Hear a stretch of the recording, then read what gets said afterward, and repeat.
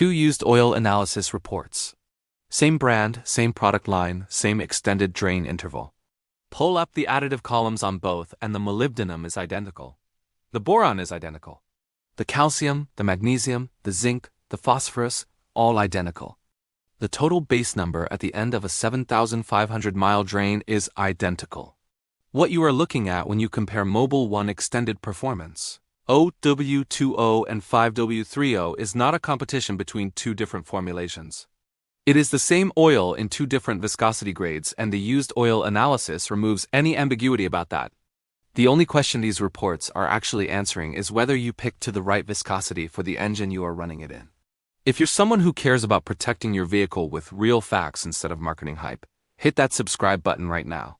It's actually shocking that over 95% of viewers don't subscribe, despite saving hundreds or even thousands from the information in these videos.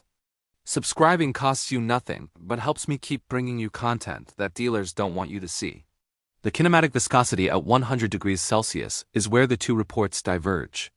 OW20 comes back at 7.8 to 8.3 centistokes after use. 5W30 comes back at 9.6 to 10.1 centistokes. Both grades hold their windows. OW20 stays classified as a 20 weight. 5W30 stays classified as a 30 weight. Mobil 1 extended performance holds that grade integrity through an extended drain interval without drifting out of specification. But the operating difference between 7.8 and 9.8 centistokes is not trivial. That gap is the hydrodynamic wedge, the film of oil that keeps rotating and reciprocating surfaces separated at operating temperature. A thicker film requires more energy to shear through, which increases internal fluid friction and costs fuel economy. A thinner film delivers oil through tighter passages faster, reduces that internal friction penalty, and is specifically what modern engines were designed to use. Original equipment manufacturers specify viscosity grades based on actual engine geometry, bearing clearances, and oil passage diameters. The intended operating pressure window for a given pump volume. These dimensions were set during engine development with a target viscosity in mind. When an original equipment manufacturer specifies OW20, the engine's lubrication architecture was built around a fluid that flows at 8 centistokes. The 5W30's 10 centistokes does not deliver a better oil film in that context.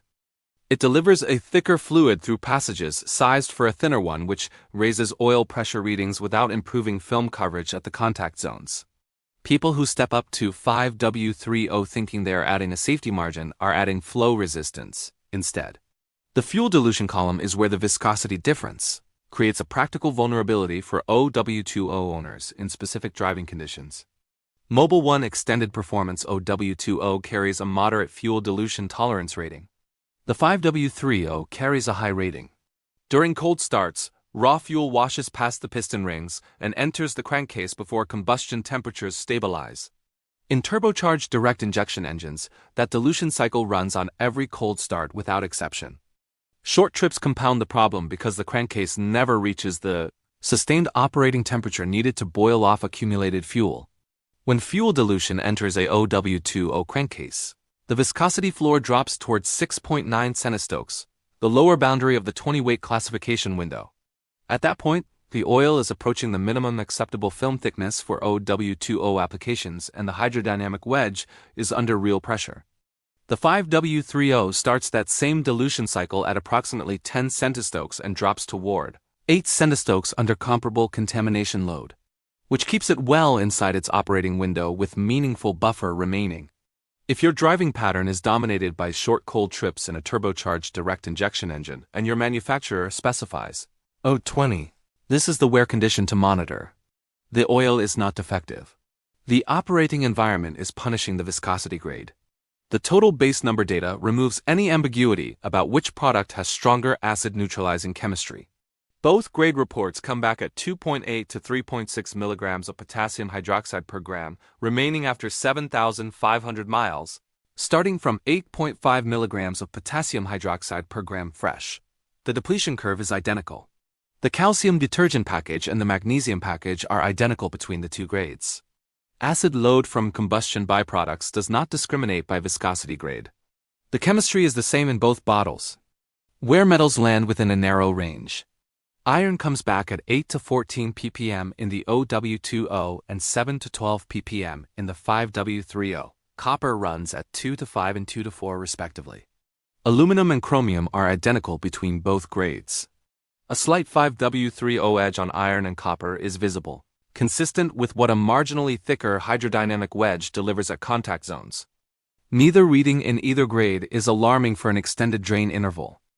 The boron dispersancy package at 120 to 160 parts per million remaining, and the zinc dialcodithiafasp anti-wear reserve at 750 to 850 parts per million zinc, and 650 to 750 phosphorus are both identical between the grades, both in a range that confirms the additive package is not exhausted at 7,500 miles. If you're someone who cares about protecting your vehicle with real facts instead of marketing hype, hit that subscribe button right now. The viscosity index reading tells a technical story that runs counter to what most people assume about thin oils. Viscosity index measures how well an oil resists thinning as temperature increases. A higher number means the oil's viscosity changes less across the range. OW20 in this report carries a viscosity index of approximately 170 to 175. 5W30 carries 165 to 170. The OW20 has a slightly higher viscosity index, meaning it is comparatively more stable across a temperature swing than the 5W30. That is a function of the polymer modifier package required to achieve the low cold weather flow rating in a O West grade. The practical implication is that OW20 is not simply a thinner version of 5W30 with worse thermal stability. It is a formulation engineered to flow more freely at all temperatures while maintaining a tighter viscosity, responds to temperature change, and its application is defined by the engine geometry it was designed for, not by whether a thicker grade would feel more conservative. The verdict for this comparison is simpler than most. Additive chemistry, acid neutralizing reserve, and drain interval capability are not differentiators. Mobil 1 extended performance OW20 and 5W30 are carrying identical chemistry to the contact zones of different engines, and the analysis confirms that OW20 in an engine designed for OW20 delivers reduced fluid friction, fast cold start oil delivery through tight passages, and extended drain capability. 5W30 in an engine that calls for 5W30 delivers a thicker, hydrodynamic wedge under heavy thermal load and better fuel dilution tolerance. The used oil analysis confirms they are the same product. The engine specification tells you which version of that product belongs in your crankcase.